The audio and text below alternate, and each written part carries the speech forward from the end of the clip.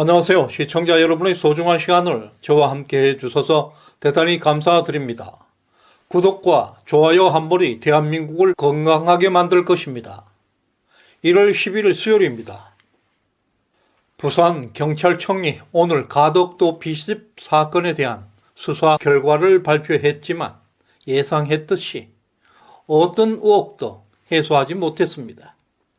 오히려 경찰의 이번 발표는 대한민국 사회에 깊은 내분의 위험을 초래할 수 있는 심각한 의혹을 남기고 있습니다. 특히 이번 사건으로 가장 큰 이익을 본 사람은 이재명 대표입니다. 이재명의 지상 과제는 재판 지연과 공천권입니다. 이 두 가지 목표를 달성하는 데 성공했습니다. 이재명 대표는 평소에 이익을 본 자가 범인이다 라는 주장을 해왔습니다. 그 의미를 뒷받침하게 될 것입니다. 오늘 경찰의 무능한 발표로 인해서 민주당 측에는 가덕도 사건의 배후로 정부 여당의 공작으로 몰아가려는 대대적인 음모론적 공세가 시작되었습니다. 반면에 보수 우파 일각에서는 이 사건을 짜고 치는 고스톱이라고 상반된 주장은 펴고 있습니다. 결국 오늘 경찰의 수사 결과 발표는 이런 상반된 해석을 더욱 격화시키고 진실 공방으로 번지게 만들고 있습니다. 이미 예견한 대로 경찰의 수사 결과가 발표되면 민주당에서는 거센 공세로 나올 수밖에 없다고 예상해 왔습니다. 민주당에는 다른 대안이 없습니다. 외통수에 빠져 있습니다. 경찰은 범인이 총선에서 야당인 민주당의 다수 의석 확보를 저지하기 위해서 살인을 기도했다고 발표했습니다. 그리고 오늘 서울대 병원에서 탈출한 이재명 대표는 상대를 죽여 없애는 정치는 안 된다는 충격적 메시지를 내놓았습니다. 경찰이 밝힌 김 씨의 범행 동기와 이재명 대표의 경악스러운 메시지는 같은 방향을 향하고 있습니다.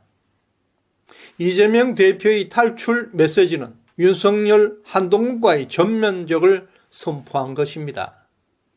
또 경찰의 범행 동기 발표는 이재명 대표의 이러한 선전포고에 명분을 부여하고 있습니다. 즉 이들은 짜고 치는 고스톱의 의미로 해석될 수가 있습니다.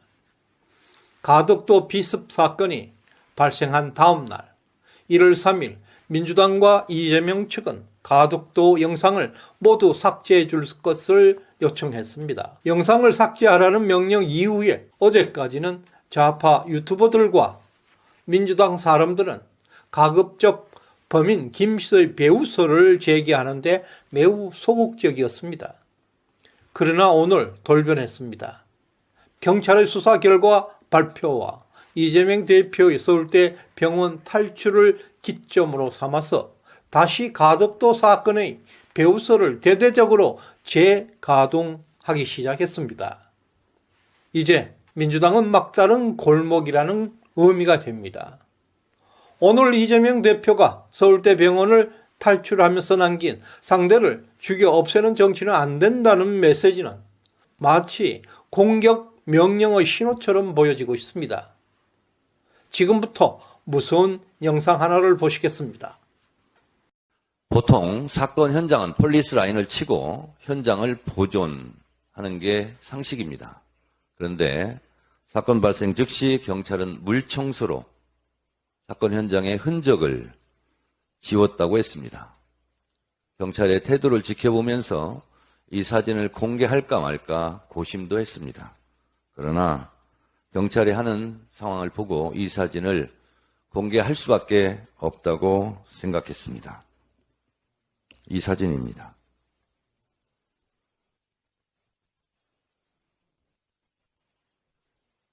보시다시피 데크에 피가 흥건히 고여 있고 데크 틈새로 피가 흘러내려간 흔적이 보이실 겁니다. 지혈을 한 붕대, 거즈, 수건의 핏자국입니다. 제가 핸드폰으로 좀 확대를 해 볼 테니 언론은 필요하면 모자이크 처리해 주시기 바랍니다.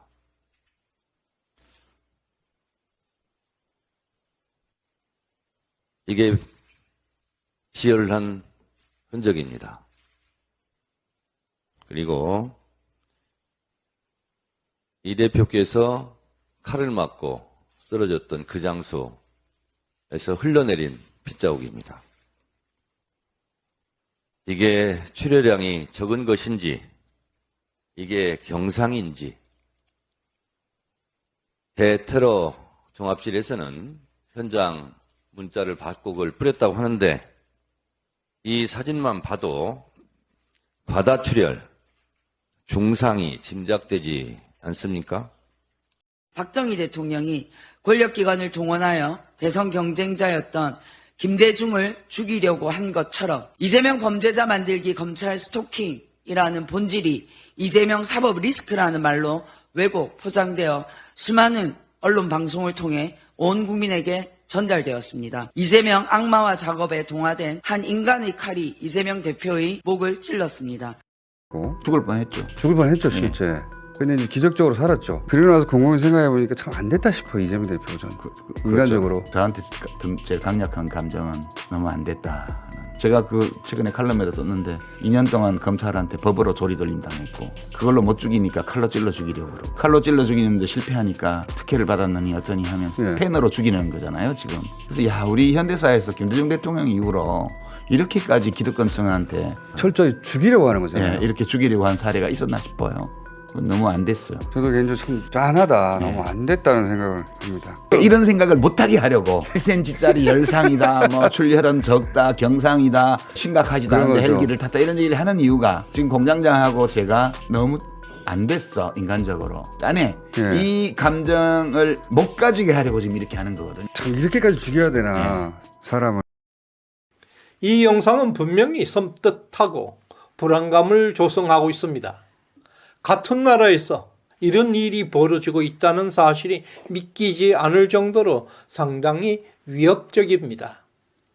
이런 좌파들의 전면 공세에도 불구하고 보수우파 진영은 조중동 신문을 비롯해서 사이비 보수주의자들 그리고 대형 유튜버들은 가덕도 피격 사건에 대해서 의혹을 일절 보도하지 않고 일개 음모론으로 치부하고 있습니다.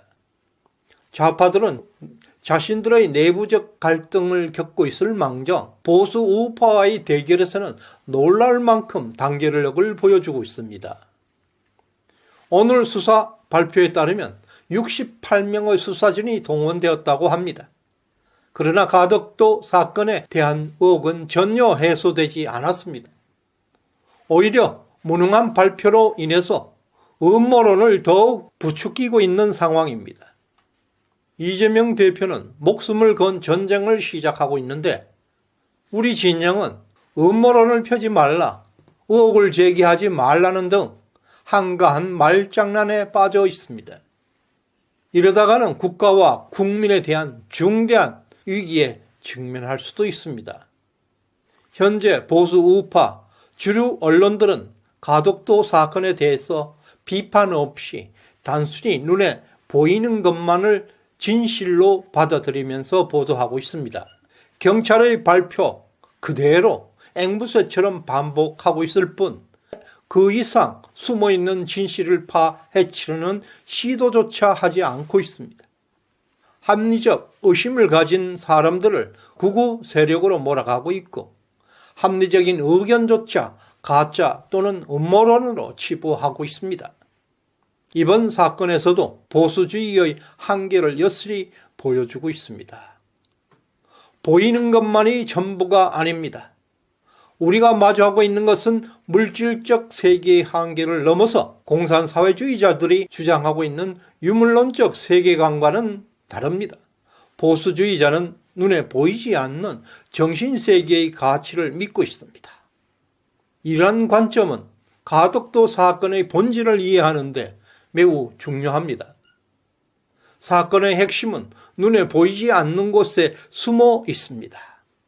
예를 들어서 오늘 정청래가 피가 흥건한 피뭉치 증거문을 공개했습니다.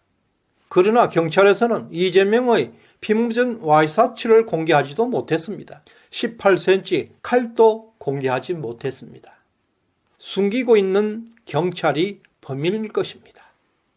따라서 보이는 물질적 증거만이 전부가 아닙니다. 본질은 원래 보이지 않는 곳에 숨겨져 있습니다. 가덕도 피격 사건은 단순한 사건이 아니라 대한민국에서 선과 악의 대결입니다. 보이지 않는 세계는 인간의 선한 의지만으로는 도달할 수가 없습니다. 세상의 오류와 악을 차근차근 하나하나 제거해야만 진정한 좋은 세상이 만들어질 수 있습니다. 이제 우리는 정신 바짝 차리고 경찰에게 강력한 진실을 계속해서 요구해야 합니다. 이 영상을 주변 친구, 이웃분들에게 많이 공유해 주시길 부탁드립니다. 구독과 좋아요 한 번이 대한민국을 건강하게 만들 것입니다.